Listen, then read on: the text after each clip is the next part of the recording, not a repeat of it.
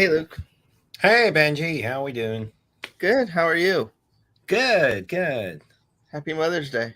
Happy Mother's Day to you as well.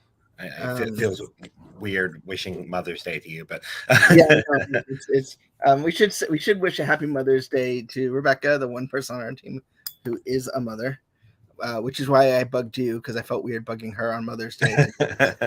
Um, but that's fair. we have a little bit of time because we are. I don't know about you, Luke, but I'm just biding my time until Disney night on um, on American Idol. I'm not an American Idol person, but I'm very interested to see Halle Bailey's live performance. I'm curious to hear. I don't know if you read this in the Parks blog, but in the Parks blog it says they're gonna have a special performance by Sarah Bareilles of the Disney 100 song "When You Wish Upon a Star." Now, I heard that in one of our morning updates. I thought I, that was I I'm interesting. familiar with the "When You Wish Upon a Star" from Pinocchio, so I'm surprised they decided to make another song called "When You Wish Upon a Star" to celebrate Disney's 100th. But whatever works for them. It better be catchy. Um, I will say, okay, so I want to I want to share this with you. So you celebrated Mother's Day by going to a restaurant with Jeremiah. I did, Um, yeah. And I did call him my mother while we were there, so so you went to Morimoto, Asia. Can you talk a little bit about what this was like? yeah, so they do a Mother's Day luau. And it's a prefix meal. You get to go to in what is typically their kitchen. They had a buffet line set up with their very delicious ribs. They had a couple of noodle dishes, fried rice, um, duck, spam masubi. Jeremiah was very excited by the spam masubi. And then upstairs they had a sushi bar. Unfortunately, I am not a fan of sushi, so I didn't partake in that. But they did have, and this was weird. You're coming up on the picture there. Oh, Yeah, if you're big on animals, maybe not the inspired best by place to Guardians of the go. Galaxy Volume 3. Yeah, that's. I've never seen that in person. It's one of those things I've definitely seen videos and pictures of before, but that was weird to see. But I mean, that's a sample of some of the stuff I got on the plate. They came around with a dessert tray at the end, so you just get to sample from. I think it was 5 different desserts.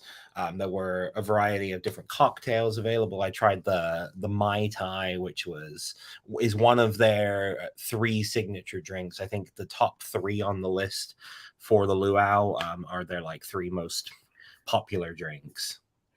A Japanese old fashioned. That sounds interesting. But Yeah. I don't drink, so whatever. But Yeah, I'm not a heavy drinker by any means. I'm usually like a one and done every now and then kind of thing. But the Mai Tai was delicious. yeah. And then I Oh, do you get laid? yeah, I thought that I just kind of assumed that they were free at first, but on further inspection, they were quite expensive. I mean, I think a couple of them were like $70 um, to get yourself a lay. And then they had a band playing. A couple of hula dancers would come out um, intermittently during the set. And then when the band wasn't playing, they also had a ukulele player walking around the restaurant. But it was a really good time. It was $150.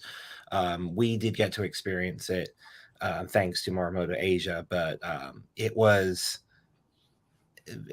very good food. And I've personally never been to Morimoto Asia before, so it was a really awesome experience. Well, in addition to celebrating Mother's Day with Jeremiah, the other main expertise you bring to us is you are our resident Doctor Who expert.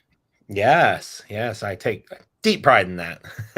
And so I am going to ask you did a brief rundown of the upcoming trailer. So I'm going to show the trailer and then you're going to explain to me what's happening here. Do you have any knowledge at all on it, or is it just basically you've seen Well, it? so I mean, I know that the Doctor Who is, you know, like regenerates. I know Doctor Who flies around in a TARDIS, which is like looks like a phone booth, but it's bigger on the inside. That's my extent of Doctor Who. All right, And that might not even be accurate, but that's what I got. That's basically all you need. So, I'm gonna let's see if we do it like this, and we'll see what's going on here. Yeah. Why did this face come back? To save him? Why? I don't think that's a plane. It's a spaceship in trouble. Oh my God, where are we? I'm sorry, Donna. He's here, driving you mad, laughing at the human race.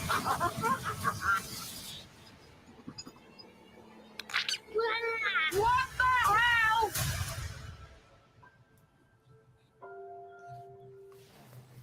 Don't forget to click below. So what?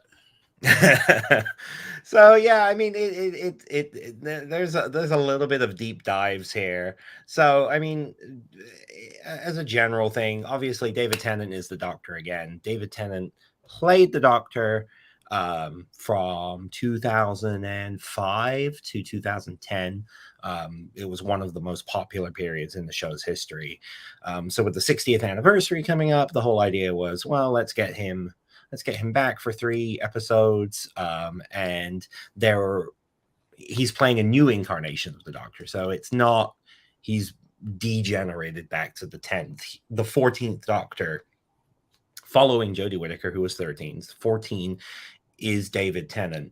So part of the story and what they've been teasing so far is, well, why does he have this face? Is there a reason for it? So there's many possibilities. It could have something to do with Donna, who was his companion, played by Catherine Tate in the 4th season of the show. She had her memory wiped, so there might be something to do with that. The character that Neil Patrick Harris is playing, and there's a fun shot of him waltzing with the Doctor.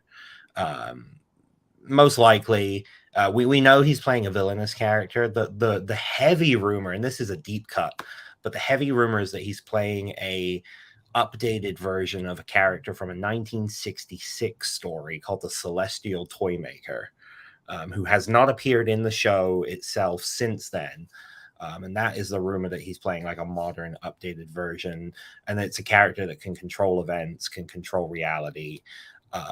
So he's supposed to be like the big bad of the 3 stories.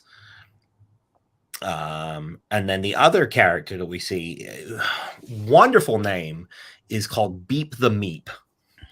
And Beep the Meep actually comes from a comic book that was written in 1980. Beep the Meep is like this, actually like a very villainous crime boss, but has the appearance of being a very cute and cuddly creature. And the comic was called Doctor Who and the Star Beast, and that is the first episode of the 3 specials, is called the Star Beast. So it looks like they're going for a, maybe not a complete redo of that story, but a story that is heavily inspired by it. And then we got the 2 other titles as well, which are Wild Blue Yonder, which is a great name. No idea what that could mean, just a good name. And then the 3rd title is called The Giggle, which is also a great title. Again, could have something to do with Neil Patrick Harris's character. And I'm sure it's going to have a greater meaning, but at this point, I don't have no idea what that could mean. So the reason we're talking about Doctor Who is it's now sort of being co-produced, I guess, for Disney, by Disney, in that outside of UK and Ireland, it's going to be on Disney Plus. And so for Disney fans, like, there's a lot of history. Like, Doctor Who's been on for like 800 years, right? So like, you think I'm going to be able to get into it, or like, do I have to like start binging someplace? I mean that is the tough part because there's a lot of content to consume. I would just recommend starting with David Tennant or starting with the first season where the show came back, and if that is if you feel drawn to it, then you can go from there and branch out to some other eras.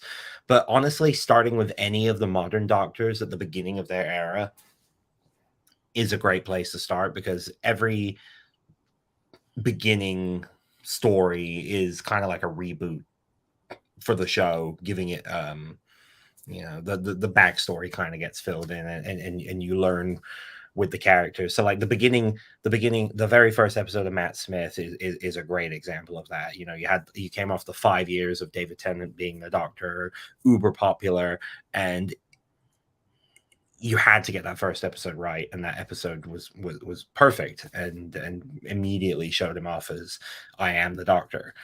So yeah, I would say just start with any of the modern Doctors. It's also really cool now, with Disney Plus, and I don't know how much involvement Disney necessarily has in casting, but I mean we're getting some big name American actors in the show now. Like obviously you had Neil Patrick Harris, who was in the specials. In the new season with Ncuti Gatwa as the 15th Doctor, you're going to have Jonathan Groff, who obviously is the voice of Kristoff in Frozen, as well as in Hamilton. Yeah, I almost said Sven too. I mean, I guess he is the voice of Sven too. Yeah, if you think about it. So yeah, we got till November, but I'm excited. I'm excited for these 3 specials. Gio's looking forward to it too. He's looking forward to see how they bring Donna back in. Yeah. There's been a lot of theories that I've seen online, a lot of things I've thought about on that, and I don't know how it's going to happen, but it's going to be really interesting to see how it happens, and I can't wait for some more interactions between the two, because they are one of the best Doctor companion duos we've ever had, so it'll be fun. So heading to the parks, it's been kind of slow news at the parks last week or so, but Pixar Place, the reimagined Pixar Plaza, the reimagined Pixar Place, not to be confused with Pixar Pier, has soft opened at Disney's Hollywood Studios, and so there's some pictures of it. Trash Panda, yeah, probably get around the licensing stuff. Nom Nom Cookies, Edna Mode, Jack. The Edna Mode meet and greet has all the different, sort of legacy costumes in it. There's Edna herself. You can meet the Mr. and Mr. Incredible, Frozone, Sully, who's moving from Walt Disney Presents, where Ariel will be. And we have a little bit of a video we can show you. He was there for the gate opening. That's great. Well, that's a neat little moment there. Right?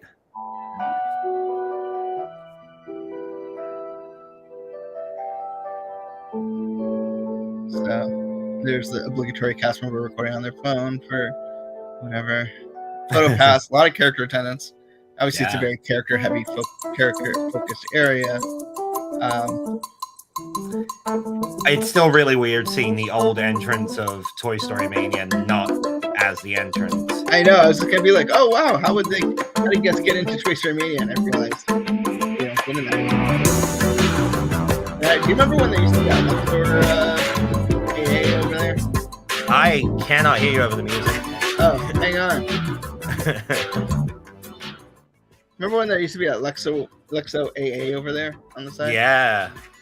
A long time ago at this point, right? I never saw it. Yeah, I saw it once, and I was kind of surprised it didn't last longer.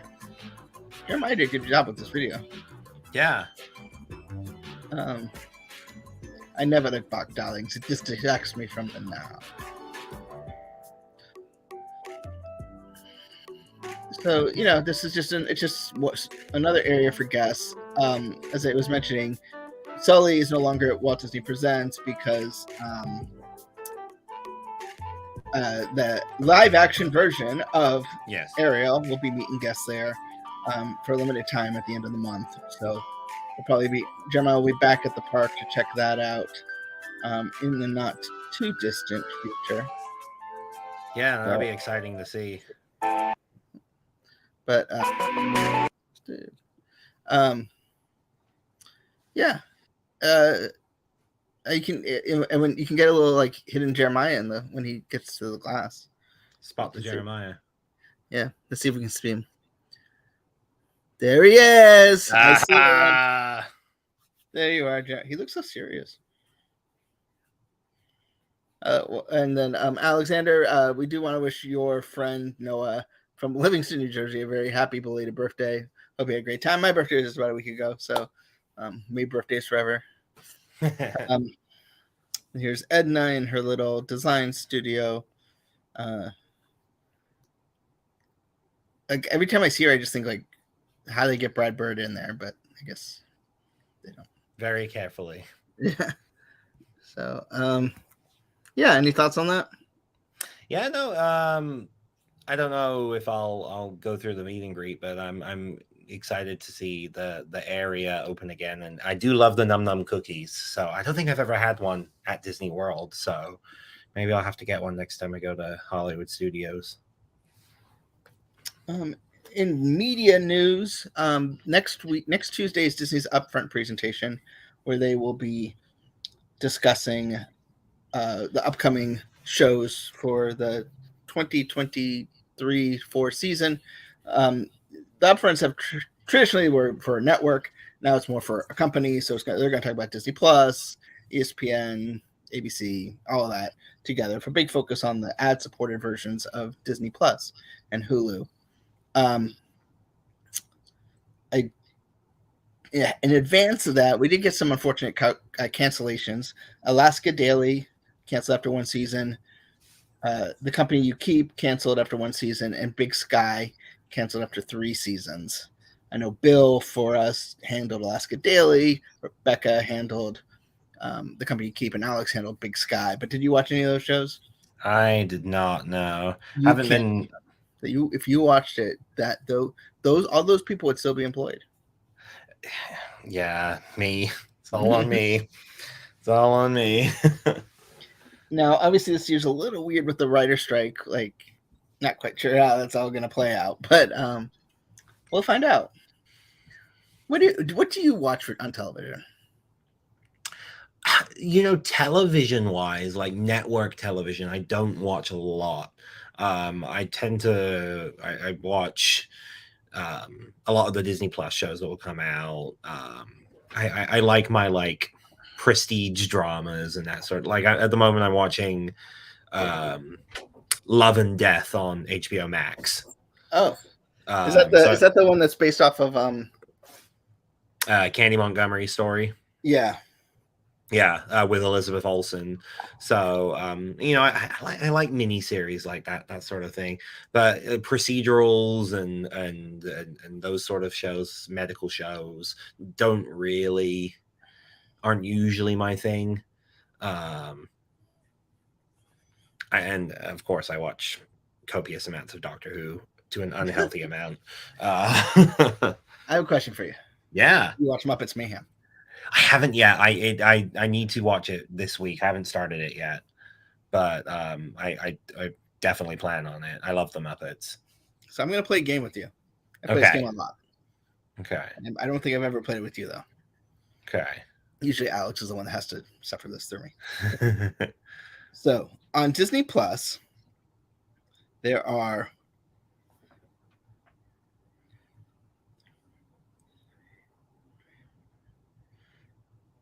wait, sorry, I gotta count again. 1, 2, 3, 4, 5, 6, 7, 8, 9, 10, 11, 12, 13, 14, 15, 16, 17, 18, 19, 20, 21, 22, 23, 24, 25, 26 for some reason shows or movies trending. Okay. How many of these can you name? How many can I name? So they're trending right now. Trending right now, Okay. as defined by however Disney Plus trends it. Now, I will say, I think it's somewhat accurate to some metric because there's no way that this is how they would plan it. So, but yeah, Okay. So shows and movies, right? right. Okay. Let's go with both Guardians of the Galaxies The Guardians of the Galaxy and Guardians of the Galaxy Volume Volume 2. 2. Yes. So that Okay. is spot 1, 2, 3, 4, 5, 6, 7, 8, 10, and 14. Let me write this. Okay. Muppets Mayhem. No, Sad. Okay. I know. It was there until very recently, but it's not there right now. The Mandalorian. Mandalorian is number 8. Number 8. Okay. Little Mermaid. Ooh, I don't believe so. No. Okay. I was thinking maybe because the new one's coming out. Peter Pan and Wendy. Peter Pan and Wendy is on here. 9, position 9. Okay. I'm trying to think what else has come out recently on Disney Plus. And also, let's say like I feel like there's always a resurgence in this WandaVision. Oh, WandaVision. No. No? Okay. But you are kind of in the right track thinking it's not necessarily a lot of stuff here is not necessarily new. Okay. Black Panther. Black Panther is Wakanda not Forever. neither of the Black Panther duology Okay. is on here. Ooh. I'll give you a hint Okay. for number 1. It's for not actually produced by Disney. Australian. Australian. I have no idea. Animated. Series? Bluey. Bluey. Yeah. That's always weirdly popular. The next 2, number 2 and number Okay. 3, are movies not made by Disney. Oh, okay. So maybe like 2 of the Spider-Man movies. Okay, can you guess which ones? Spider-Man and the Amazing Spider-Man. No. Okay. Spider-Man Homecoming. Spider-Man Homecoming. Okay. And the next one's not actually a Spider-Man movie, if you want to get. Oh, Venom. Wow.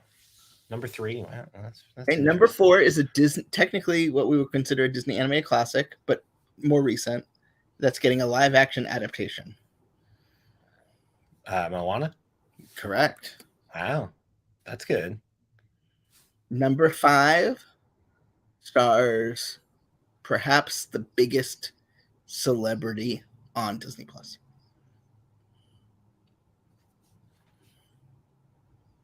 Is it a series or a movie? It's a series. Obi-Wan Kenobi? No.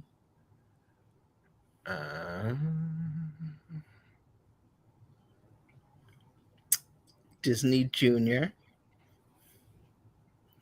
Oh, my knowledge of Disney Junior is very weak. Yeah, I don't know why my mind immediately went to Jake and the Neverland Pirates. Ooh, no. Think bigger. Think like core Disney here. Mickey Mouse Clubhouse. There you go. Okay.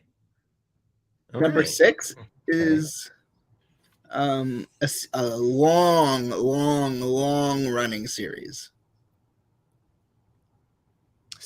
No, Sesame Street. That's not on Disney Plus.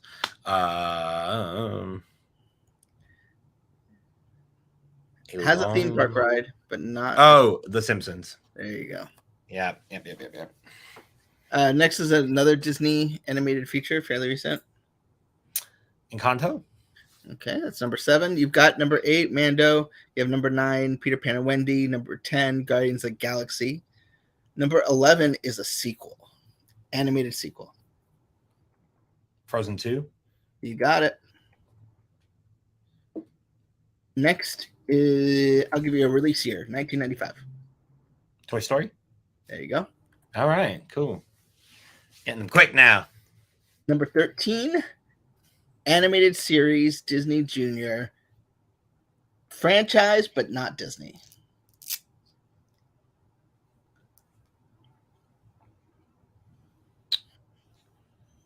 Ooh, that's because I said I'm getting them quick now. You threw a hard curveball on me.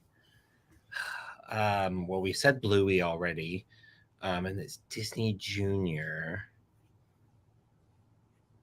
Yeah, I'm not. I'm drawing a blank Spidey on and that. His Amazing Friends. Oh, is it not Disney? Well, I mean, it's Disney. I'm just saying it's not Disney branded. Gotcha, it's Marvel. gotcha. Okay, next 14 is Guardian Galaxy Volume 2. Next is a Pixar movie that was not represented in Pixar Plaza. Okay. Inside Out. Nope. Cars. There you go. Next, you have a Disney animated feature. Okay. We're thinking classic. We're thinking. I'm thinking more recent. Okay. Frozen. No, I'll give you that's number 8. That's the next one. So Okay. one's right before that. Tangled. No. Princess and the Frog. No. Big Hero 6. No. Zootopia. There you go. Okay. And then we have It Frozen. lit up in my brain. I'm like, oh, that's a popular one. Next, you have a Pixar movie that is represented in Pixar Plaza. Incredibles. No. Okay. Monsters Inc. No. Who else was there? Toy Story. No. Incredibles 2. There you go. Now you have a movie, a Disney Plus original feature. Okay. Very recent.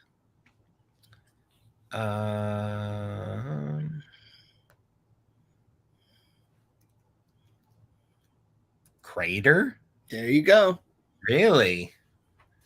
Wow. Okay. The next 2 spots are Pixar movies, fairly recent Pixar movies. So fairly recent Pixar movies. Let's say Soul. No. Okay. Lightyear. Yes. Okay, Lightyear. And Turning Red. There you go. Cool. Next you have an animated series, the final season of which was Disney Plus exclusive. Star Wars: The Clone Wars. There you go. I'm going to give you the next 2 because there's no way. You got Big City Greens and Puppy Dog Pals. Okay, yeah. And the next one is perennially trending on Disney Plus, Disney Channel original series. Phineas and Ferb. No. Live action. Live action. Is it a more recent Disney Channel show? Guess it depends on your definition of more recent. Bunked. Close. It's Jessie. Jessie. Jessie. Really? Yeah. What, do we know any It's reason? always on there. I don't know why. For popularity? Is it just Debbie Ryan streaming it all day, every day? Just she has an algorithm. She hacked it. So any shocks there? Jesse. I didn't hear anything Star Wars other than The Mandalorian, which And Clone seemed Wars. a little. And Clone Wars. Okay. Yeah, I'm surprised none of the movies. I'm surprised Clone Wars has lasted as long as. I mean, Clone Wars has longer legs than Obi-Wan or Andor. Yeah, I think a lot of it. Oh, excuse me. I think a lot of it could be down to the mystique almost of Clone Wars, in that like there's so many different ways to watch it and so many different story threads throughout it. It's kind of hard to dip your toes in, so maybe that keeps people coming back. Maybe. What's the most recent thing you've watched on Disney Plus? Like, what's your most recent Disney Plus experience? Probably, honestly, it's probably been The Mandalorian and The Bad Batch. Mm. I haven't been watching that much. I'm a streaming snob, so I mean, I have Disney Plus, I have Hulu, I have Netflix, I have HBO Max. So I kind of, or I'm sorry, Max. Is that changed yet? I think in a few days it does. We're close to the transition point. So yeah, I finished The Bad Batch. I finished Mandalorian the day it finished. So yeah, my next goal on Disney Plus is to watch the Muppets Mayhem. So heading back to the parks, I have a question for you. Does Yes. Coca-Cola taste better when it's in a Disney 100 bottle? It tastes older. It tastes older. Is it like wine where it gets better or it just gets stale? How's that work? You know, I don't know. I like the design. I think it's simple. It's not quite as, doesn't make me want to buy it as much as the 50th anniversary ones did, but they're cool. And then, speaking of Mother's Day, Disney shared this new piglet born at Animal Kingdom, and isn't she just adorable? Oh, ridiculously cute. Aren't you so sad you ate her this afternoon? You know, Jeremiah said the same exact thing. He showed me that photo, and I was like, I am not the only one doing this. I just pointed it out. Oh. I didn't even think about it until that was a complete coincidence, but boy. Yeah. Now, if I can go to some non-Disney stuff, you are a coaster aficionado. Is that fair to say? Yeah. What do you think about Big Bear Mountain? Big Bear Mountain looks like a Big Bear ton of fun. It is a impressive coaster because I've been to Dollywood.